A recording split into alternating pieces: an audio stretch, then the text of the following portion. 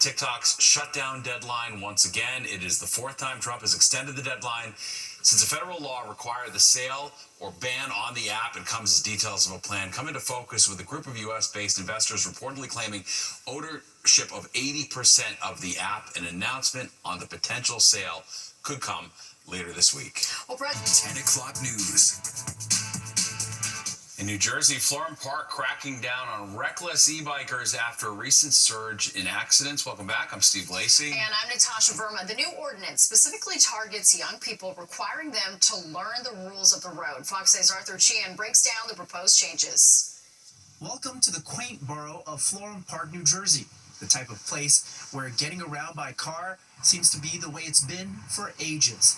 But the exploding popularity of e-bikes and e-scooters in cities are now rippling through places like this. And it's set the new devices on a collision course, in some cases, literally. There was a bike the other day, it got hit here, and it hit the car, and the kid on the bike flew. We also had a FedEx driver injured when he jumped out of his truck to make a delivery. E-bike hit him on a sidewalk. Seeing the course they're headed on, Florham Park Mayor Mark Taylor and Council Member Scott Carpenter have drawn up a new ordinance setting out how e-bikes and e-scooters are to be used safely, requiring, for instance, helmets be worn, and for riders who are too young to drive to learn the rules of the road and follow them.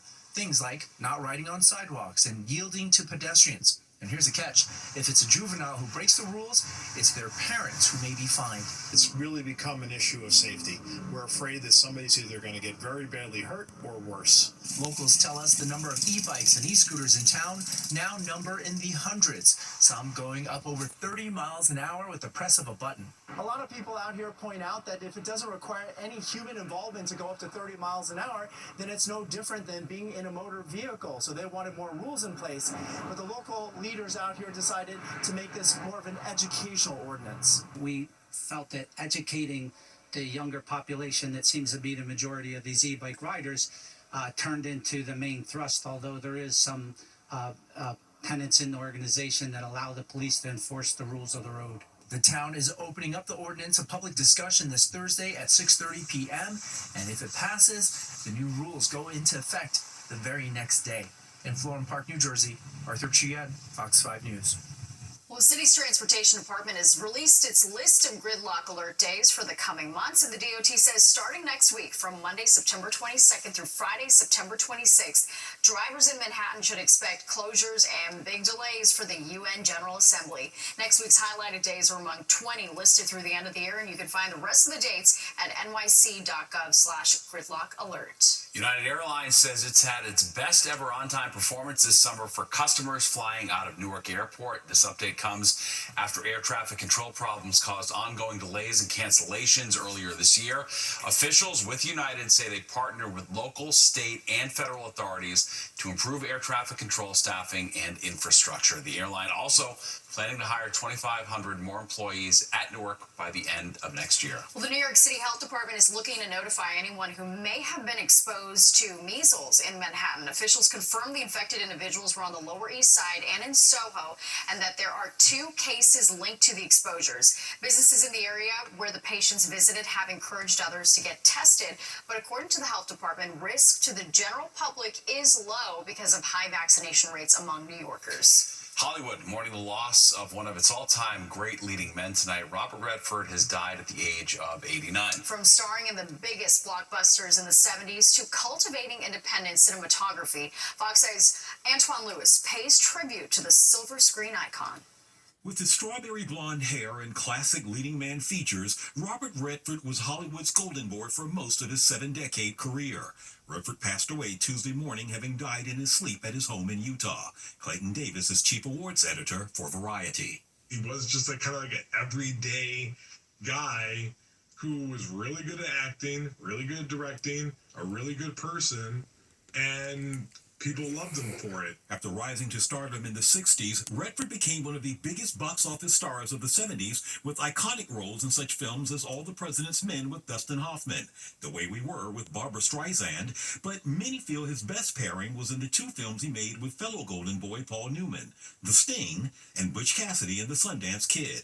Joe Newmeyer is a film journalist with WOR Radio. there are moments in Butch Cassidy and the Sundance Kid that are funny precisely because Redford is kind of playing them very straight and kind of serious, and Newman is the one who's joking around. You would think it would be the opposite, but in that kind of upturning of expectations comes some of the magic. He added directing to his resume and eventually won the Oscar as Best Director for Ordinary People in 1980. But many say his being a champion for independent and low-budget films by co-creating the Sundance Film Festival and Institute in 1981 may be his greatest contribution to motion pictures. Ended up launching careers of Quentin Tarantino, Steven Soderbergh, amazing actors, amazing directors all across the board.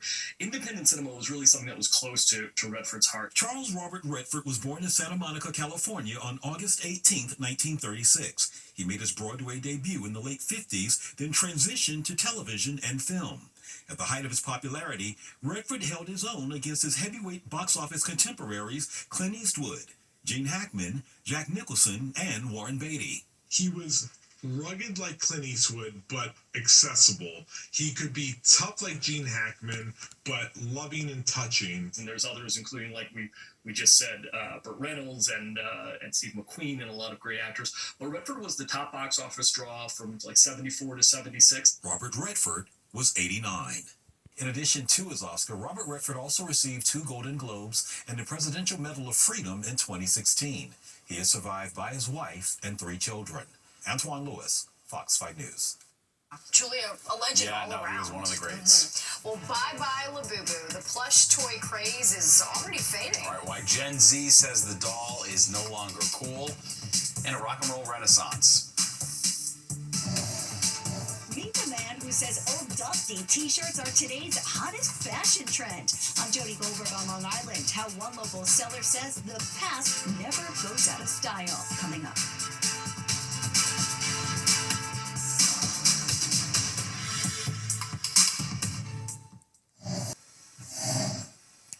A timeless fashion staple proving there is good money in vintage A threads. music t-shirt collector on Long Island has turned his hobby into a thriving business. Fox 8's Jody Goldberg has his story. When it comes to vintage tees, Dante Duffy has lost count.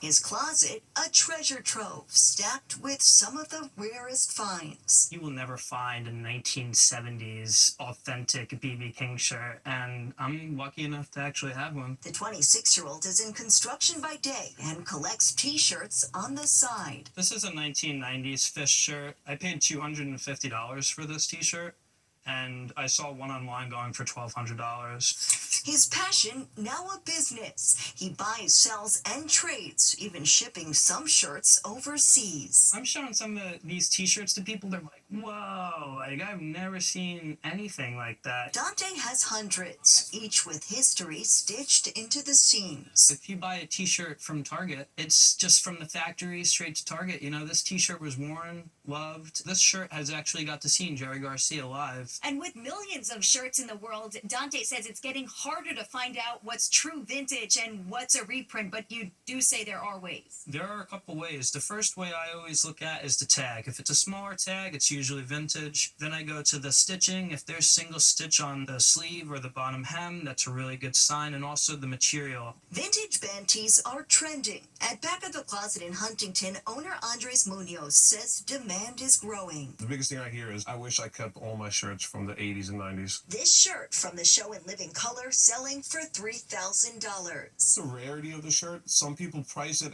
even how worn it is. From Pink Floyd to Ozzy Osbourne. To see somebody wearing a shirt of an artist that passed away a couple of years ago, it kind of like brings back memories. Jimi Hendrix to James Brown.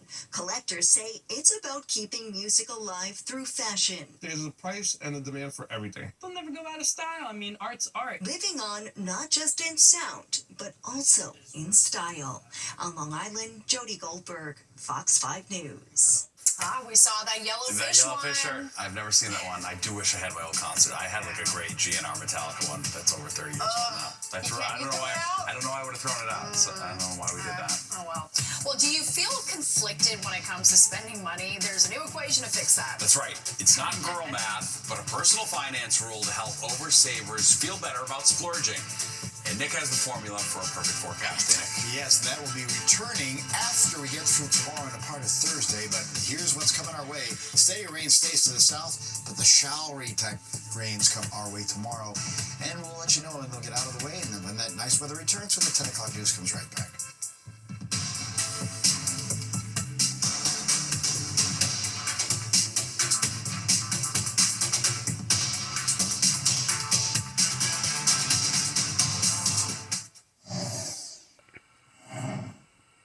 Swiping your credit card will feel a lot less stressful thanks to a new spending method. It's called the 0.01% rule. Okay, a personal finance author inventing this idea. Fox 8's Kendall Green crunches the numbers to see how it works. Most of us have a set of rules we follow when it comes to leisure spending on the day-to-day basis. For Liz, she's been trying a new rule that's been working out for her. Willingness to pay. You decide in your mind how much you're willing to pay for an item, and then if you pick it up and look at the price, if it's more, you don't buy it. Others take into account what they need versus what they want. I do have a little bit of saving on the side, and after that, I kind of manage it pretty well. But there's a new rule raising eyebrows in interest, authored by Nick Majuli, called the 0.01% rule in his book, The Wealth Ladder. It begins with calculating your net worth by subtracting your liabilities from your assets. That's your net worth. And then you multiply that by 0.01%, or on a calculator, just divide by 10,000, and that gives you a daily spending number. That's actually an interesting take. Like, I feel like I've never taken into account how much of the percentage that I'm making, that I'm spending on myself. He was listening to a Jay-Z song and penned the lyric into a financial theory that's gotten a lot of traction lately. Inadvertently, he just said a lyric, and I was like, well, what was his net worth at the time when he said this lyric, you know? And at the time, you know, his net worth was like 450 million. I rounded to 500 to make it easy, and it's like 50,000 over 500 million. That's, you know, 0.01%, 1/10,000. He said, hey, what's 50 grand to someone like me? Can you please remind me? Now, we spoke to a financial advisor who says he gets the concept in theory, but it doesn't apply to everybody. So that 0.001%, he says you could reconfigure that number for a number that makes sense to you. I would argue that even smaller sums can make a difference. Ted Rossmans, a senior analyst at Bankrate. Even $50 here and $50 there can still add up. That, you know, for example, fewer than half of Americans could pay for a $1,000 emergency from their savings. And we know that about half of credit card holders carry debt from month to month, and the average interest rate is about 20%. Kendall Green, Fox 5 News. Yeah, it's a little bit more complicated than girl math. That's right, for sure. All right, don't be too afraid to splurge here and there is the point. Joy. That's the problem is everything sparks joy to me, so I buy everything. That's how I navigate it. Yeah, all right, let's go, Nick, now for a look at the forecast. A little step backwards today, Nick. Yes. Are we going to right the ship for tomorrow? We're not spreading so much joy into tomorrow. No. Well, we're going to have some problems. We're going to have some showers around. We need a good soaking rain. We're about still 5.5 inches behind where we should be for the year. We'll get some showers into tomorrow. Up even start even the wee hours of tomorrow morning. Right now, as you look over the GW Ridge, it's just cloudy. It's 74 for the high, touch below average, 66 the low, and that average high is dipped down another degree. So again, moving through September here. Sunrise 6:38. Up, enjoy. Tomorrow will be the last day. That's sunset is after 7 o'clock. Sunset's at 7:03. So again, those darker evenings are approaching. 68, mostly cloudy. Wind mostly northeasterly at 7. Humidity up at 49%. Pressure's fallen off a little bit, but still pretty strong at 30.18. All right, a couple of showers already popping up on the radar. Off to the south here, and we'll see more of those again move in. You can see another batch coming in from the ocean. So some of this will start to overspread the area as the night goes along. Maybe even a little lightning and thunder. In that case, we'll return again tomorrow. We're in the upper 50s, Poughkeepsie to Sussex, lower 60s, the Hamptons, and then mid 60s to Islip and down to the shore, up to 68 in the city and 70 still at Newark. All right, again, the northeast wind will become more easterly, kind of stay that way tomorrow. It's back down. It was a little gustier earlier. It's just averaging between about 5 and 10 miles per hour now. Highs for the day, a little cooler than yesterday, about middle to some upper 70s there. Inland, really, we're seeing those 77 degrees in Sussex, Poughkeepsie into Newark, and lower 70s out in the Hamptons, and most mostly 70s in New England, but had some 80-degree temps popping up in upstate New York. Rochester stopped at 77, but 82 Cleveland.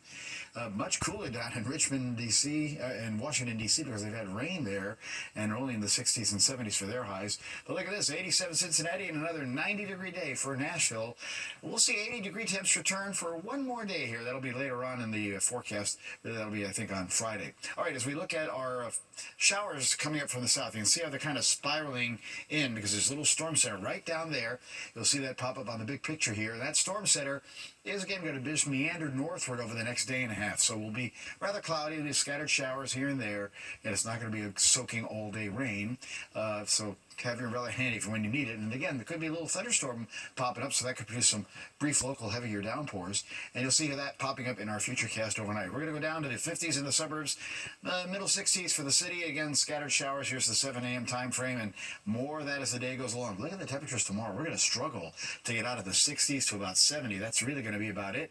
More showers tomorrow night. Temperatures kind of hold again in the upper 50s to the middle 60s.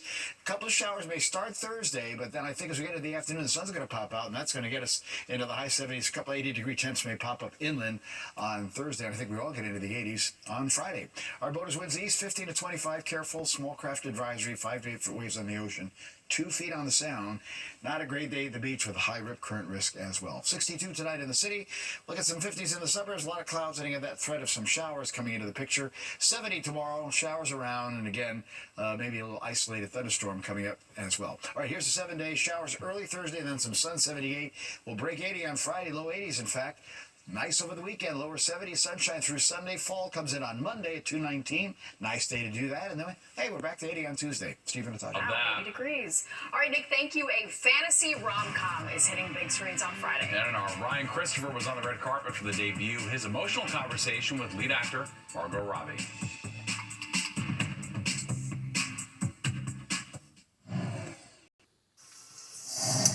Welcome back. Well, it looks like the Labubu frenzy might be fading. Just a few weeks ago, Labubu maker Pop Mart had a net worth of $27 billion thanks to the popular dolls. But since that peak, the stock has actually plunged, losing $13 billion in value. Pop Mart founder Wang Ning has personally lost $6 billion of his own net worth since late August. Some Gen Zers say they're ditching the trend because the toys are overhyped. Yeah, boy, it came and went fast. Well, actress Margot Robbie hit the red carpet in New York City last night for the premiere of her brand new film. That's right. It's called The Big, Bold, Beautiful Journey, and it hits theaters this Friday. Good days. Ryan Christopher caught up with the actress to talk about what the film's theme of reliving the past means to her.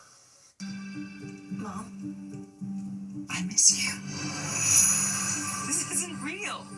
Well, it feels real to me. This movie touched my heart so much. It was so beautiful. There were moments where I felt like this could be a Broadway show at some point. Yeah. Did you ever feel that while you were filming? No, we definitely had musical theater kid vibes the whole way through, I think. There was a lot of singing on this set. There was even a musical theater night. Obviously, Colin does an incredible performance. Yes, he does. The world needs to know how much he is, like how good he is at singing and dancing. For sure. But yeah, it was that kind of vibe. It felt like summer camp. And it was so beautiful because I feel like everybody can connect with this film in some way, whether it's a connection with a grandparent, a parent. So if you can go back in time and sort of relive a moment with a family member, a friend, what would that be for you? Oh, I'd like to spend time with my grandparents again. Me too. Yeah. There's like a moment in the film where my character goes back to her family home. She sees her mum, but her mum's passed away in current time, and it was so moving. And on set, everyone was kind of like, wow, I wonder if you could have like 5 more minutes with that person in your life who's no longer around. And yeah, there was a lot of tears that day on set. All right, now I'm talking to somebody that's in the DC universe. The gentleman behind me, Oswald, Penguin. Could we get a little collab after this movie? I feel like Penguin and Harley Quinn could unite and tear up Gotham City. They would tear it up in Gotham City. They would be a formidable duo. Yeah. At some point, I think they would turn on each other, I guess. So someone's going to have to win that fight. All right. Who are you betting on? I'm betting on you. Thank you. I agree. Margot Robbie. Ryan Christopher, Fox 5 News. Wow, sounds like a great film. Yeah, no, for sure. All right, and there's more of the 10 o'clock news straight ahead. We'll be right back.